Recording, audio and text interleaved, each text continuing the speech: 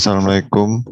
Kami dari kelompok 4 Adikarya ingin mempresentasikan tugas hasil review jurnal. Namun sebelum itu kami akan perkenalkan anggota dari kelompok Adikarya terlebih dahulu. Saya Muhammad Syamsul Ma'arif, NPM 2003-50-1008. Saya Nita Jessica Panjaitan dengan NPM 2003-501-0021. Saya Ratia Yuni Rahmalia dengan NPM 20035010022. Saya Sawira Marusa dengan NPM 2003-501-0028. Saya Bintang Aprianinu Agung Wicaksono dengan NPM 2003-501-0063. Perkenalkan, saya Dia Kurniawati Tias dengan NPM 2003-501-0075. Saya Afadal Azwardi Irhamni, NPM 200-350-10087. Saya Andi Fadli Kurniawan, NPM 200-350-192. Perkenalkan, nama saya Wisnu Rahmatan Setiawan, NPM 2003-501-0098. Saya Muhammad Mega Teguh Budiaso, NPM 200-350-10100.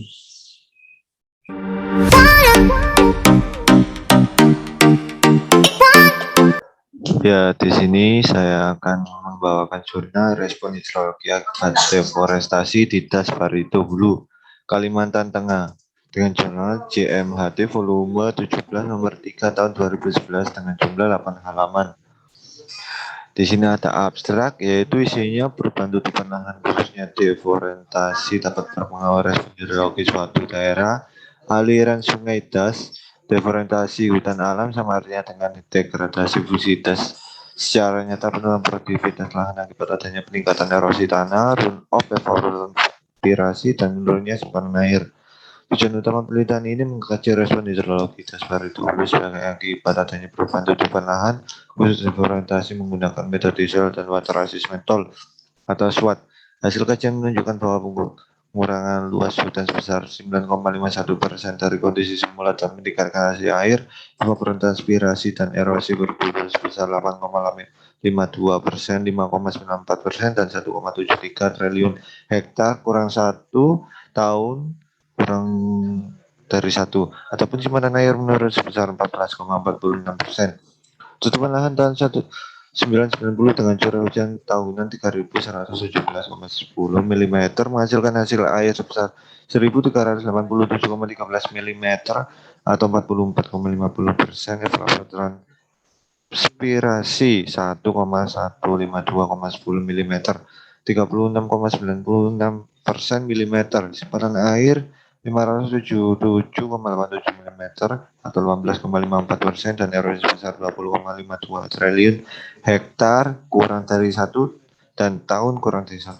Tutupan lainnya tahun 2003 dengan curah hujan tahunan 2.613,22 mm menghasilkan hasil air sebesar 1.385,50 mm, 53,2% evapotranspirasi 1.121,10 mm atau 42,90%, simpanan air 106,60 mm atau 4,8% dan erosi sebesar 33,15 triliun hektar kurang dari 1 tahun kurang dari 1 dengan erosi yang dapat ditoleransi sebesar 43,87 triliun hektar kurang dari 1 tahun. Terima kasih. Kemudian pengantar. Daerah aliran sungai atau yang disingkat dengan DAS merupakan sistem yang kompleks dan terdiri atas komponen utama seperti vegetasi atau hutan, tanah, air, manusia, dan biota lainnya. Sebagai salah satu komponen sistem DAS, hutan memiliki fungsi hidrologis yang berperan mengatur tata air, melindungi tanah, dan erosi dan bencana longsor. serta menciptakan iklim mikro yang nyaman dan sesuai bagi manusia serta bagi biota lain. Hutan juga merupakan tempat berlangsungnya proses-proses interaksi biofisik secara sinergis. Proses-proses biofisik hidrologi das merupakan proses alami dari suatu dalur hidrologi, sedangkan kegiatan sosial ekonomi merupakan bentuk intervensi manusia terhadap perilaku sistem das tersebut. Perubahan hutan di suatu das menjadi areal pemukiman, kawasan industri, dan pusat kegiatan perekonomian dapat berdampak pada penurunan kualitas lahan akibat banjir, kekeringan, erosi yang berlebihan yang pada akhirnya menurunkan produktivitas lahan, berujung pada menurunnya kesejahteraan masyarakat.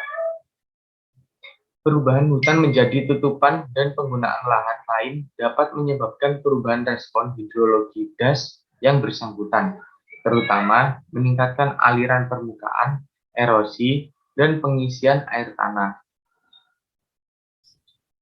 Metode penelitian. Metode penelitian ini dilakukan di daerah aliran sungai Barito Hulu yang secara administratif termasuk dalam Kabupaten Murungkeraya dan Kabupaten Barito Utara. Peralatan dalam penelitian ini adalah GPS, bor tanah, dan ring contoh tanah. Pengolahan data dilakukan dengan bantuan digitizer dan current meter dengan perangkat lunak AirDAS version 8.7, ArcView version 3.2, dan sistem pendukung SWOT 2000. Untuk uji validasi pada penelitian ini dilakukan dengan membandingkan debit hasil perhitungan model SCS, Soil Conservation Service, dengan debit hasil model SWOT. Baik, di sini saya akan menjelaskan hasil penelitian dari jurnal pertama. Perubahan tutupan lahan dari tahun 1990 sampai 2003, tutupan lahan tahun 1990 dan 2003 das Barito Hulu masih didominasi tutupan hutan. Namun demikian, telah terjadi penurunan luas hutan sebesar 220.947,95 ha atau 9,51%, tanaman pangan sebesar 24.103,10 ha atau 10,32%, kebun karet rakyat sebesar 2.089,78 ha atau 21,12%, semak belukar sebesar 9.667,1 ha atau 5,10%. Sebaliknya, terjadi peningkatan luasan kebun campuran lahan terbangun dan tanah terbuka masing-masing sebesar 42,222,61 atau 47,04%, 2050 terus 42,5 ha atau 261,48%, dan 23,64 ha atau 133,21%.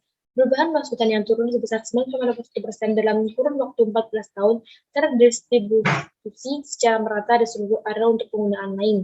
Perubahan dan pergiliran lahan di das Barito Hulu sangat memungkinkan terjadi karena sistem usaha tani yang berlaku bersifat subsisten dan budidaya pertanian yang diterapkan adalah sistem perladangan berpindah, sehingga sewaktu-waktu dapat mengalami perubahan baik luas area maupun jenis komoditasnya.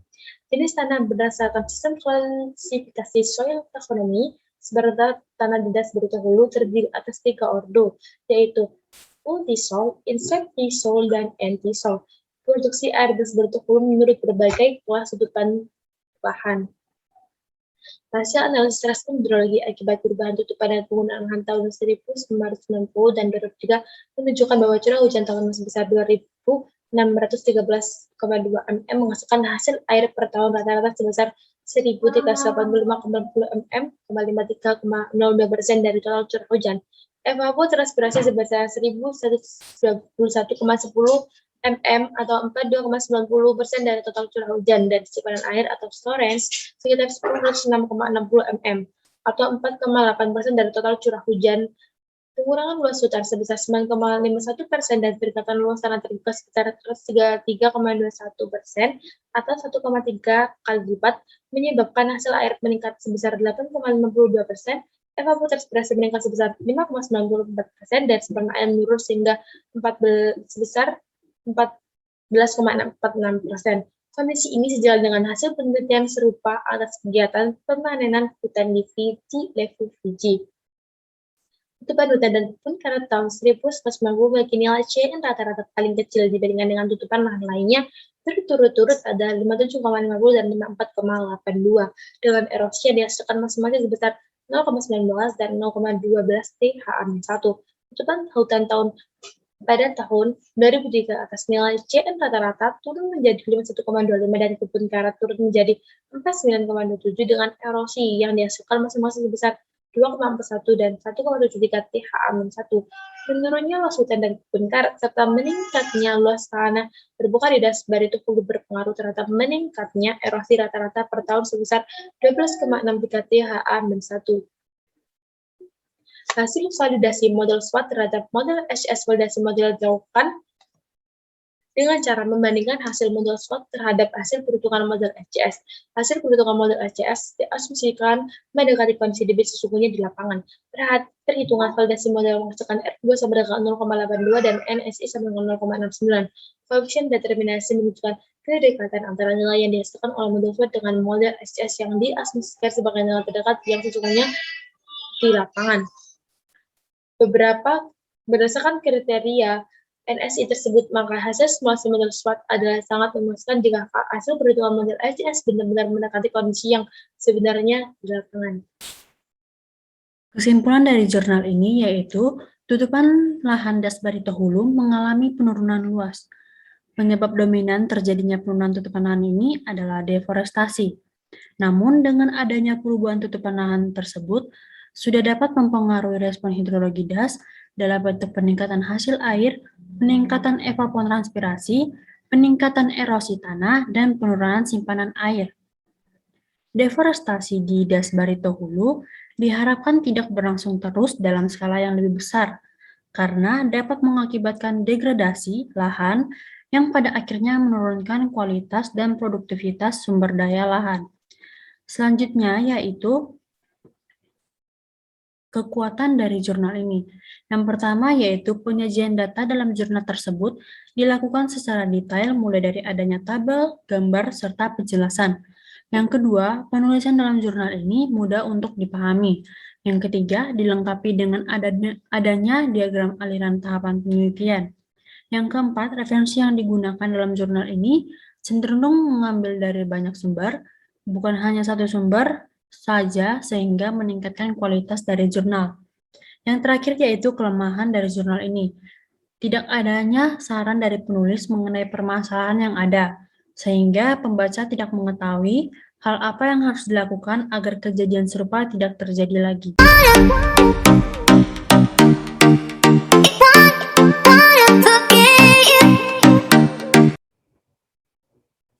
Biasanya saya akan menjelaskan jurnal tentang pengaruh perubahan penggunaan lahan terhadap rezim hidrologi das studi kasus das Copenhagen. Jurnal Teoretis dan Terapan Bidang Rekayasa Sipil Volume 2004 nomor 1 tahun 2017 dengan jumlah 8 halaman. Sini adalah abstrak, yaitu daerah tangkapan Sungai Komering Hulu memberi kontribusi nyata terhadap daerah aliran Sungai Komering Sumatera Selatan. Perubahan penggunaan lahan memberi dampak pada pengurangan kapasitas resapan. Akibatnya terjadi ekstremitas debit seperti banjir dan kekeringan wilayah hilir sungai. Adaptasi dan mitigasi terhadap perubahan penggunaan lahan merupakan upaya untuk mengantisipasi terjadinya kerusakan fungsi hidrologi daerah aliran sungai. Tujuan penulisan adalah mengevaluasi perubahan penggunaan lahan di Das Hulu terhadap hidrologi daerah aliran sungai. Terjadi perubahan debit rencana 5 tahun kering 126,38 meter kubik per detik menjadi 135,88 meter kubik per detik. Dalam jangka tahun 1971 sampai 1991 dan 1992 sampai 2010. kenaikan penggunaan lahan terbesar untuk lahan sawah, pertanian, tegalan, dan kebun sebesar 80,516%, yang mengurangi luas hutan menjadi 28%. Perubahan tutupan lahan, terutama hutan, mengidentifikasikan kemampuan das Komering hulu untuk menyimpan air. Nilai koefisien limpasan C sama dengan 0,399 dan nilai base flow 43,262 didapat tren kenaikan nilai C dan penurunan nilai B sepanjang tahun 1971 sampai 2010 berdasarkan peta sebaran erosi tahun 1980 dan 2005 menggambarkan das Komering hulu termasuk klasifikasi erosi barat. Selanjutnya ialah pengantar.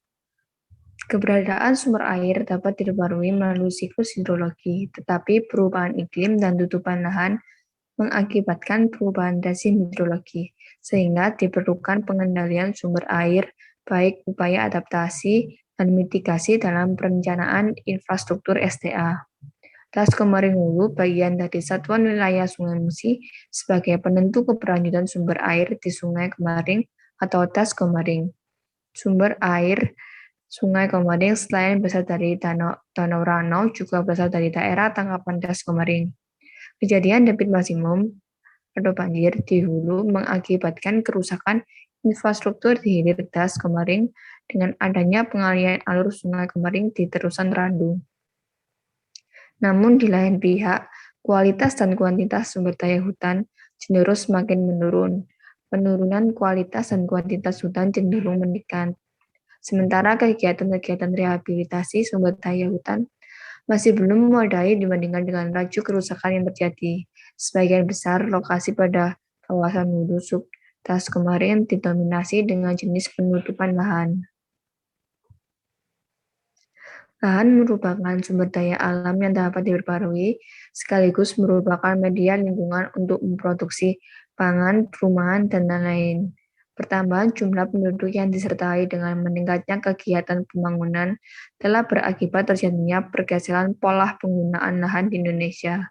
Perubahan pola penggunaan lahan berdampak pada penurunan ketersediaan air wilayah akibat meningkatnya fluktuasi musiman dengan gejala banjir dan kekeringan yang semakin ekstrim, dan ukuran das serta kapasitas penyimpanan das, baik di permukaan maupun bawah permukaan, merupakan faktor dominan yang menentukan kerentanan dan daya dukung sistem sumber daya air wilayah terhadap perubahan iklim.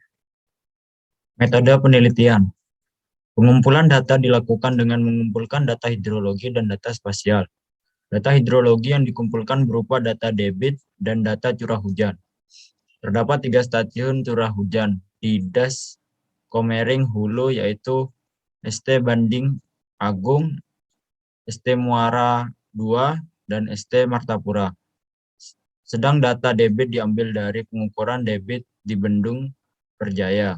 Data hujan dan data debit yang dipergunakan pada rentang tahun 1971 sampai 2010.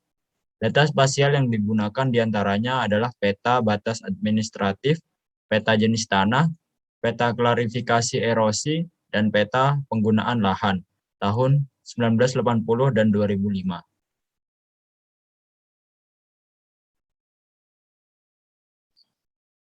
Debit andalan adalah debit yang diharapkan tersedia sepanjang tahun dengan resiko kegagalan yang direncanakan sekecil mungkin. Hadi Susanto, 2011. Untuk mendapatkan hasil perhitungan debit andalan yang baik, diperlukan pencatatan debit dengan jangka waktu yang panjang untuk mengurangi terjadinya penyimpangan data perhitungan yang terlalu besar. Perhitungan debit andalan dilakukan dengan cara meranking data debit rata-rata bulanan. Analisis perubahan rezim hidrologi dilakukan untuk mengetahui degradasi rezim hidrologi yang terjadi akibat ekstremitas hujan dan konversi lahan. Analisis terhadap perubahan ini dilakukan dengan membandingkan tren atau kecenderungan data curah hujan pada masa lalu dan data pada masa sekarang. Hasil penelitian, lokasi pengamatan data klimatologi dan curah hujan yang berada di Das Komering, yaitu Stasiun Banding Agung, Stasiun Muara II, Stasiun Martapura, Stasiun Belitang, Stasiun Menanga, dan Stasiun Cilika. Menurut Asdak 2002 dan Triatmo 2009, kegiatan tata guna lahan yang bersifat mengubah bentang lahan dalam suatu das seringkali dapat mempengaruhi hasil air, terutama pengelolaan vegetasi di mana hutan sebagai regulator, mempengaruhi waktu dan penyebaran aliran air. Berdasarkan data yang didapat, terjadi perubahan penggunaan lahan. Terjadi peningkatan luas rawa yang semula 19.559,128 hektar menjadi 147.420,221 hektar. Perubahan pemanfaatan lahan terlihat terbesar ada pada sawah pertanian, tegalan, dan kebun. Hal tersebut mengurangi jumlah hutan lebat yang merupakan regulator air limpasan.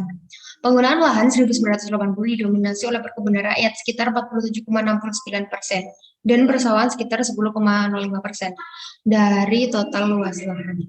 Penggunaan lahan pada tahun 2005, sektor pertanian masih mendominasi, khususnya perkebunan kelapa sawit sebagai sektor andalan yang memberikan tingkat pendapatan bagi petani dan daerah di sekitar kawasan hulu das. Kategori das termasuk klasifikasi baik apabila dapat meredam lonjakan fluktuasi limpasan permukaan akibat turunnya hujan, menstabilkan besarnya debit, serta memperpanjang ketersediaan limpasan permukaan di musim kering. Nilai perbandingan total base flow (BF) dan total flow atau debit (TF) digunakan untuk indikator fungsi hidrologi das.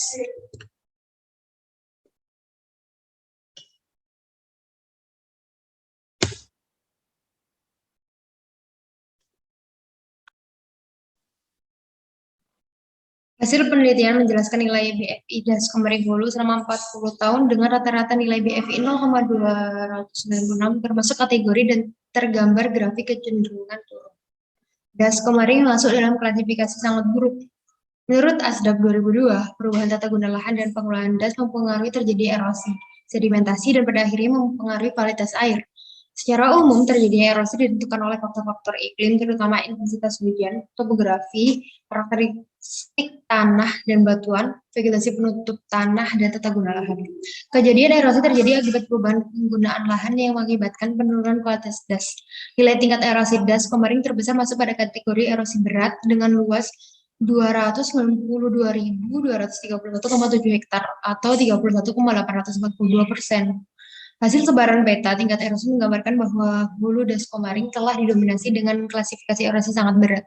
Jika dihubungkan dengan hasil pengolahan data, meningkatnya limpasan dengan naiknya nilai C atau koefisien limpasan, turunnya nilai base flow, dan terjadinya ekstremitas debit, maka dapat disimpulkan telah terjadi perubahan rezim hidrologi. Erosi tinggi di hulu das Komering telah berdampak dengan angkutan sedimentasi yang tinggi di hilir das dan terjadi pembentukan meander baru atau terusan randu dan material sedimentasi yang tinggi mempengaruhi kualitas air. Kesimpulan 1. Perubahan pola penggunaan lahan ini memberi dampak pada pengurangan kapasitas resapan, terutama dilihat dari proporsi perubahan luasan pertanian ini di kawasan daerah aliran sungai Komering Hulu, sehingga akan meningkatkan laju limpasan permukaan. Yang kedua, penggunaan lahan di daerah aliran sungai Komering terus mengalami penurunan akan keberadaan kawasan hutan, dengan dominasi tata guna lahan untuk aktivitas pertanian seperti perladangan atau tegalan dan perkebunan. Yang ketiga, penurunan kualitas sumber daya air dan lingkungan di kawasan daerah aliran sungai Komering pada umumnya karena diakibatkan ulah manusia yang dalam pemanfaatan sumber daya alam tersebut tidak dilakukan secara bijaksana berdasarkan kaidah konservasi sumber daya alam dalam fungsi perlindungan kawasan. Yang keempat, pengelolaan daerah aliran sungai harus dilakukan melalui satu sistem yang dapat memberikan produktivitas lahan yang tinggi, kelestarian daerah aliran sungai, dan peningkatan kesejahteraan masyarakat. Kekuatan dari jurnal ini. 1. Penyajian data dalam jurnal tersebut dilakukan secara mendetail, mulai dari adanya tabel, gambar, serta penjelasan. Yang kedua, penulisan dalam jurnal ini mudah untuk dipahami. Ketiga, referensi yang digunakan dalam jurnal ini cenderung mengambil dari banyak sumber, bukan hanya satu atau sumber saja, sehingga meningkatkan kualitas dari jurnal. Kelemahan dari jurnal ini adalah tidak ada saran dari penulis mengenai masalah yang ada, sehingga pembaca tidak mengetahui hal apa yang harus dilakukan agar kejadian serupa tidak terjadi lagi. Sekian dari kelompok kami. Kurang lebihnya kami mohon maaf. Semoga bisa bermanfaat. Terima kasih. Wassalamualaikum warahmatullahi wabarakatuh.